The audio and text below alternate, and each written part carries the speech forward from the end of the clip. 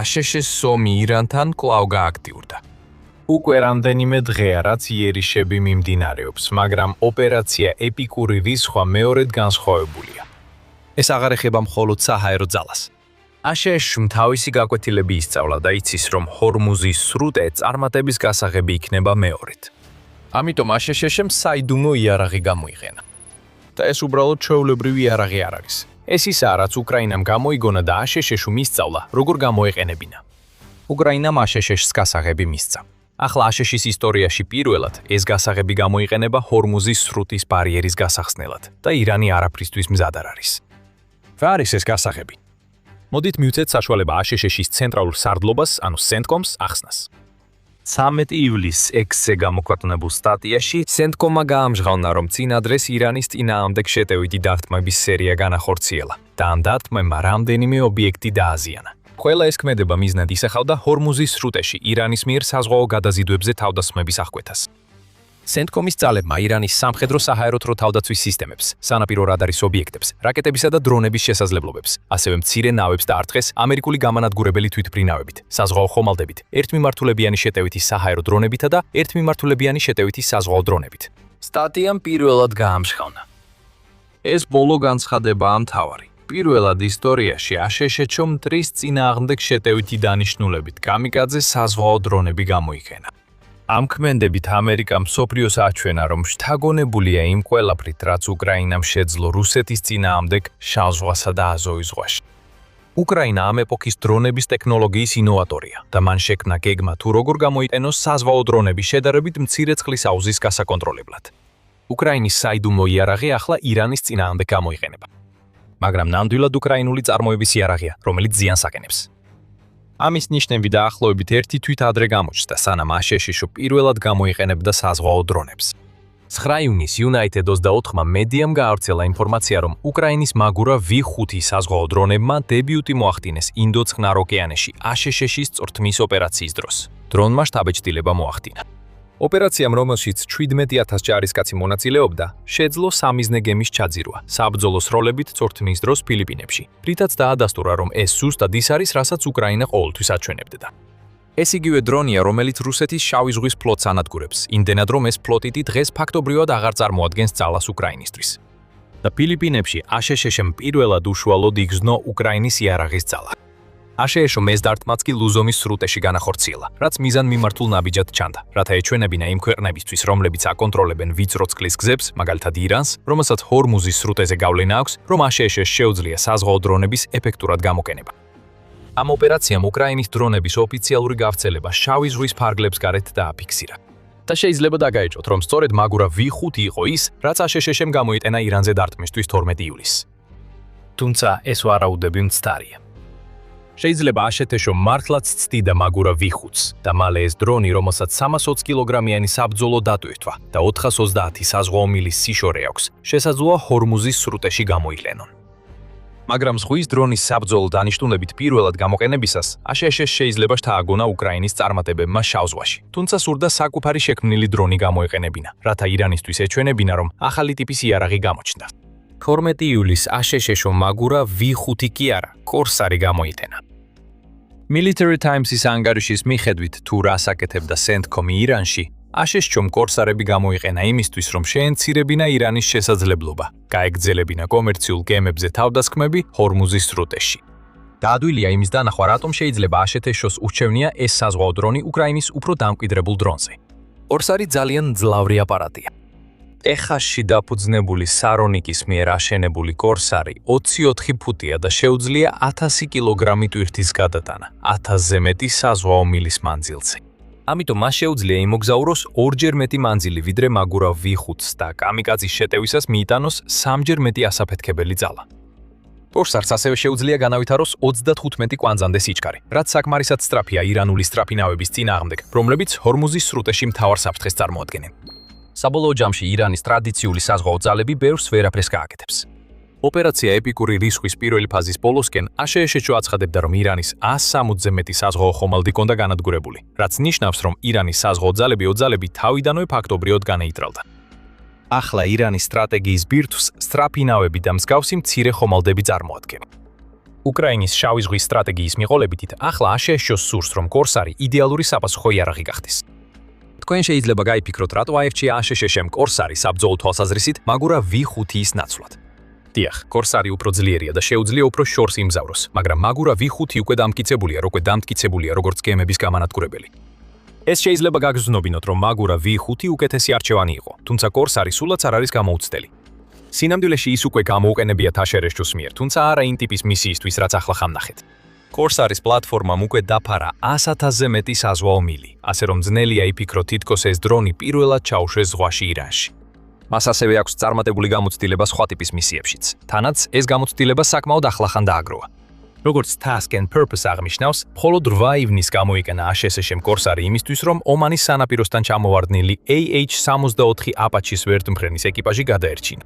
სავარაუდოდ ეს ვერტმფრენი ირანულმა დრონ დააზიანა და კორსარმა აჩვენა, რომ შეუძლია ჰორმუზის სრუტეში უსაფრთხოდ გადაადგილება და ჯარისკაცების გადარჩენა. ეს თავისთავად აშშ-ისთვის პირველი შემთხვევა იყო, რადგან პირველად გამოიყენა ამერიკამ საზღვაო დრონი ზღვაში ჩარჩენილი პერსონალის გადასარჩენად.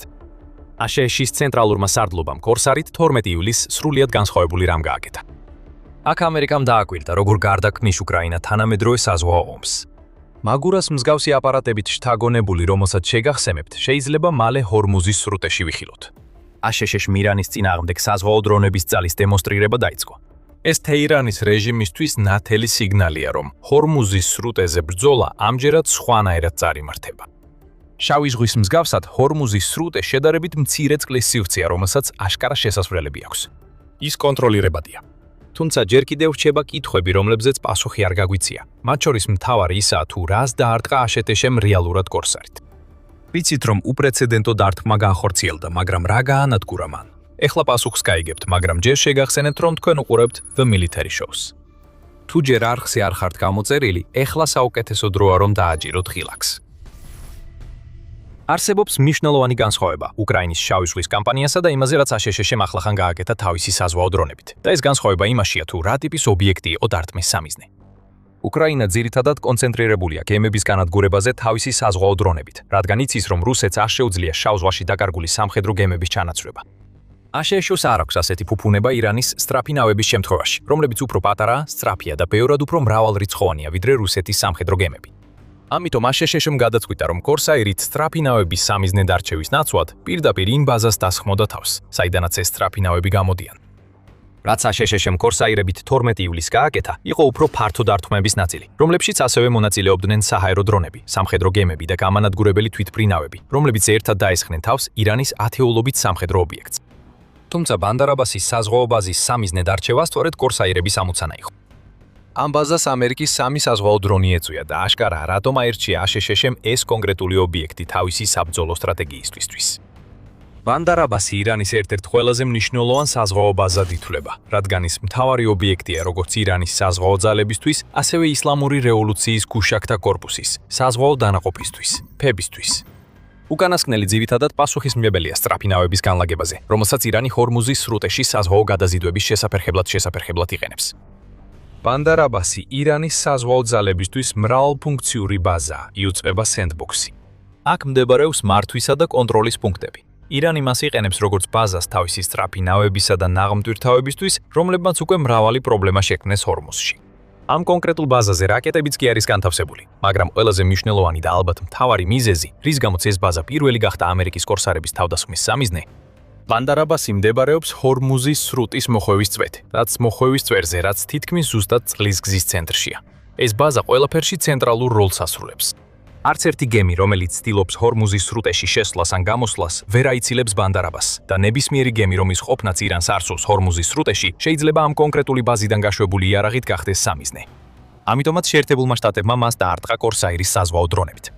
ამით ამერიკამ არა მხოლოდ მიზნად დაისახა ბაზაზე აშენებული პორტების განადგურება, არამედ უზრუნველყო ისიც, რომ ბანდარ-აბასში დამონტაჟებული საბჭოთა პერიოდის საჰაერო თავდაცვის სისტემებისა და ჩინური ანტისაზღვაო რაკეტებისგან მომდინარე საფრთხე პრაქტიკულად განეიტრალდებოდა.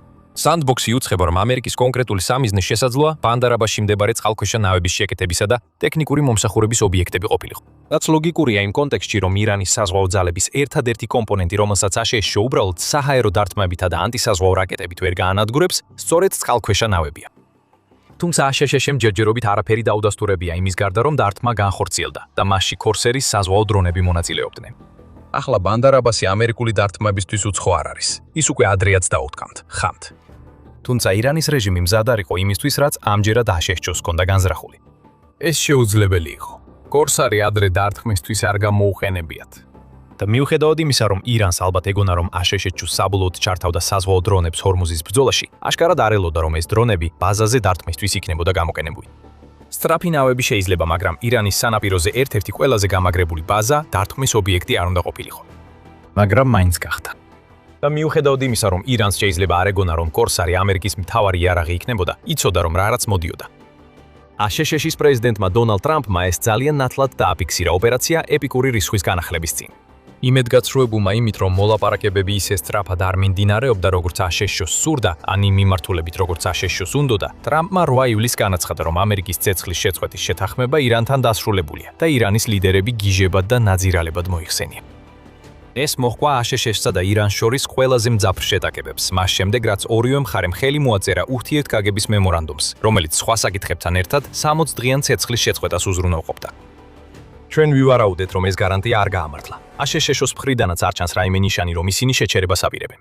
2 დღის შემდეგ, რაც პირველად გამოიყენეს საზღვაო დრონი როგორც იარაღი, ტრამპმა განაცხადა, რომ ირანის ელექტროსადგურები და ხიდები შემდეგი სამიზნეებია. იმ დროს, როცა აშშ-მ ასევე ბლოკადა დაუწესა ირანის პორტებს ჰორმუზის სრუტეში.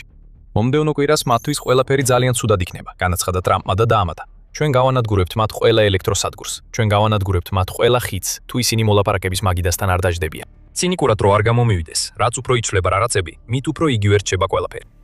როგორც ჩანს, აშშ-ს და ირანი ისევ იქ დაბრუნდნენ, სადაც რამდენიმე თვის წინ იყვნენ. ეს ყველაფერი მიგვიყვანს აშკარა კითხვამდე. რას ნიშნავს ეს ყველაფერი მომავლისთვის? ჩვენ ხედავთ, რომ აშშ პირველად ახორციელებს გარკვეულ ნაბიჯებს, ასევე განახლდა საჰაერო და საზღვაო დარტყმები, რომლებმაც განსაზღვრეს სიტუაცია ჰორმუზის სრუტეში მარტიდან ივნისამდე პერიოდში. ეს არც ტრამპის ადმინისტრაციისთვის არის მოკლევადიანი საკითხი. ტრამპმა ძალიან ნათლად განაცხადა, რომ ირანთან ომი ისევ დაიწყო და ის გაგრძელდება იმდენ ხანს, რამდენიც აშშ-ს დასჭირდება.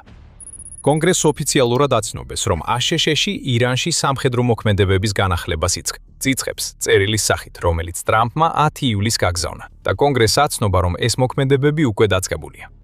ამან აშშ-ში დებატები გამოიწვია. შეტყობინება არ ნიშნავს კონგრესის ოფიციალურ დამტკიცებას. რა თქმა უნდა, ტრამპის ადმინისტრაცია პირველადაც არ ცდილობდა კონგრესის დამტკიცების მიღებას. სანამ დებატები გრძელდება, ჩვენ უფრო გვაინტერესებს სამხედრო შედეგები, რაც ამერიკის მიერ საზღვაო დრონის გამოყენებით პირველი დარტყმის განხორციელებას მოჰყვა. ეს შედეგები უზარმაზარია, რადგან ეს ერთი შემთხვევა შეიძლება მიუთითებდეს მთლიანად ახალ მიდგომაზე, თუ როგორ ავითარებს და იძენს შეიარაღებას აშშ-ს. სარონიკის შესამჩნევი მაგალითია იმ ცვლილებებისა, რომლებიც ამჟამად ამერიკის თავდაცვის ინდუსტრიაში მიმდინარეობს. კიდევ ერთხელ, უკრაინის მაგალითით შთაგონებული. აშშ-ს თავის თავდაცვის კონტრაქტორებს რეალური საბრძოლო შესაძლებლობების მიწოდებას თხოვს, ვიდრე პლატფორმებსა და იარაღში უთვალავი $1,000,000 დახარჯვას. ისინი იმდენად ძალაუფლების დემონსტრირებას ემსახურებიან, რამდენადაც მის რეალურად გამოყენებას. კორსარი ამ თავდაცვის შესყიდვების დინამიკის ცვლილების ერთ-ერთი შედეგია. ზღვის დრონი აშშ-ს $1,000,000-ზე ნაკლები უჯდება, რაც მას უფრო იაფსხდის, ვიდრე ნებისმიერი რაკეტა, რომელსაც ამერიკა ირანის წინააღმდეგ იყენებს. ხოლო თავად დრონს შეუძლია როგორც სამაშველო, ისე შეტევითი მისიების შესრულება. აქ ჩვენ ხედავთ გადასვლას ხარჯთეფექტიანობისა და საბრძოლო ეფექტიანობის შერწყმაზე, რაც მოკლედ აღწერს უკრაინის მიდგომას, რომლითაც ის რუსეთთან ბრძოლაში იარაღს ავითარებს. ეს ცვლილება გრძელდება. ირანში სავარაუდოდ ვიხილავთ რამდენიმე ახალი იარაღის დებიუტს, თუმცა ისინი შეავსებენ იმას, რასაც აშშ უკვე იყენებს და არ ჩაანაცვლებენ მას. თუმცა ეს ცვლილება სავარაუდოდ აშშ-ს უბიძგებს, რომ ყველა ტიპის დრონების ბევრად მეტი რაოდენობა შეიმუშაოს. კიდევ ერთხელ ეს უკრაინის გამო ხდება. მანაჩვენა, რომ დრონები შეიძლება გამოყენებული იქნას პრაქტიკულად ყველა წარმოსადგენ ამოცანაში თანამედროვე ომში, რის გამოც აშშ აღმოჩნდა უჩვეულო მდგომარეობაში, როცა ამ სფეროში სხვებს უნდა დაეწიოს.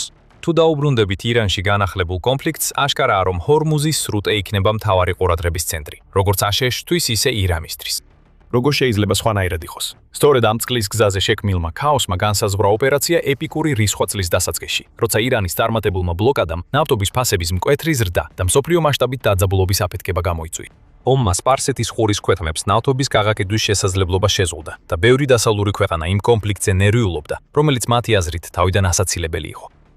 ნავთობის ფასები უკვე ისევ ზრდას იწვევს, იუცხება CNBC. არ არის დამთხოვა, რომ პირველი იერიში, რომელიც კორსარმა განახორციელა, ჰორმუზის სრუტეში მოხდა. საბოლოოდ ვინც ამ წყლის გზას აკონტროლებს, ის იქნება გამარჯვებული აშშ-სა და ირანს შორის ომში. ორივე მხარეს ეს კარგად ესმის. ტრამპმა უკვე გამოაცხადა ბლოკადა და მოითხოვა 20%-იანი ტარიფები გემებისთვის, თუმცა ეს მოთხოვნა სწრაფადვე გაიწვიეს. ირანი აცხადებს, რომ შეწყვეტს ახლო აღმოსავლეთის ნავთობის მთელ ექსპორტს სრუტის გავლით.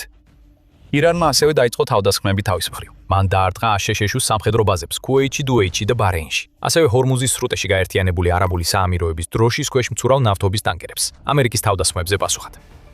ისე 2026 წლის გაზაფხულს გახსოვს. აშშ-თვის ახლა განსხვავება ის არის, რომ ჰორმუზის სრუტეში მას ახალი იარაღი აქვს გამოყენებაში. ამდენად გარდამტეხი იქნება ეს იარაღი ჯერ კიდევ გასარკვევი.